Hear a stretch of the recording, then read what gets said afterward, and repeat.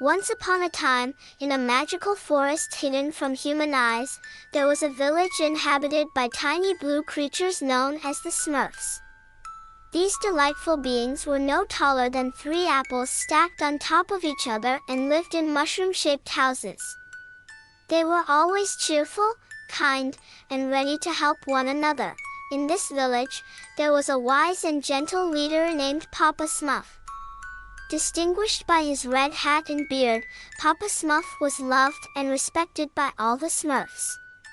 He was known for his wisdom and knowledge of magic, which he used to protect the village from any danger. Among the Smurfs, there were many unique characters, each with their own personality and talents. There was Brainy Smurf, who always carried a stack of books and believed he knew everything.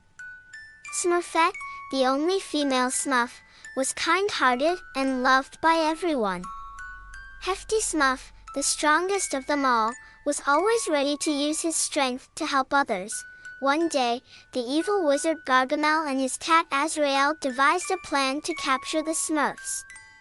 Gargamel wanted to use the Smurfs to create a potion that would make him the most powerful wizard in the world. He concocted a sinister trap and set out to capture the little blue creatures. Papa Smurf sensed that something was wrong and gathered all the Smurfs in the village square. "We must be careful," he warned.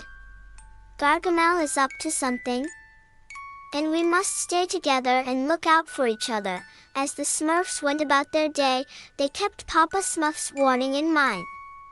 Sure enough, Gargamel and Azrael appeared at the edge of the forest, trying to lure the Smurfs into a trap with a trail of delicious Smurf berries.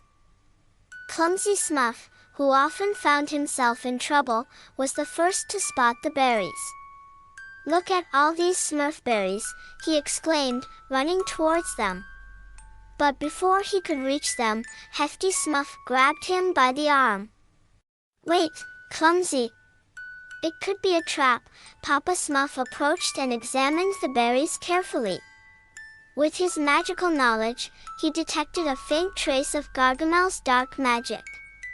"Hefty is right," Papa Smurf said. "These berries are enchanted. We must find a way to outsmart Gargamel." The Smurfs came up with a clever plan. They gathered a pile of their own Smurf berries and placed them in a basket.